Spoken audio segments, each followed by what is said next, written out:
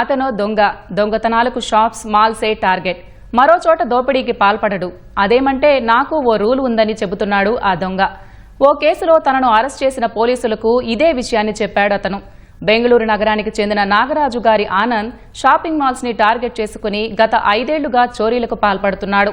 ఇళ్లలో దొంగతనం చేస్తే కష్టపడి సంపాదించిన సొమ్ము పోతే పేదవాళ్లు బాధపడతారని, అదే మాల్స్ లో అయితే చోరీ చేసిన వస్తువులకు ఇన్సూరెన్స్ ఉంటుందని చెబుతున్నాడని పోలీసులు వివరించారు.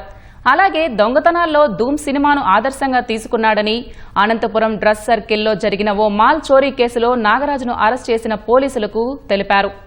ఇతనిపై ఆంధ్రప్రదేశ్, కర్ణాటక, తమిళనాడు ప్రాంతాల్లో దాదాపు 33 కేసులు ఉన్నట్లు గుర్తించామన్నారు. అయితే చోరీ ఎక్కడ చేసినా నేరమేనన్న పోలీసులు అతన్ని రిమాండ్కు తరలించారు. ఈ నాగరాజు గారి ఆనంద్ పైన ఇంత క్రితం కూడా చాలా కేసులు ఉన్నాయి. ఇతను సింగిల్ అఫెండరు.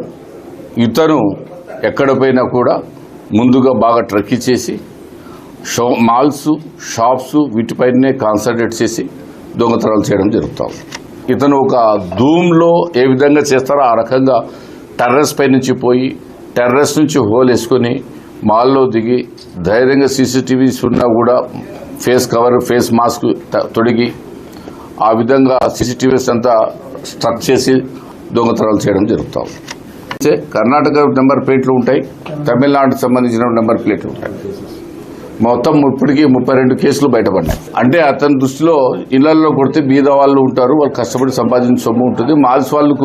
మాల్స్లో దొంగతనం చేస్తే వాళ్ళకి ఇన్సూరెన్స్ కవర్ అయ్యి వస్తుంది కాబట్టి వాళ్ళకి నష్టం ఏం జరగదు. ఇల్లు కొడితేగినా ఈ కుటుంబం డ్యామేజ్ అవుతుంది. మంచి దొంగనే కదా, దొంగలో మంచి చెడు ఏముండదు.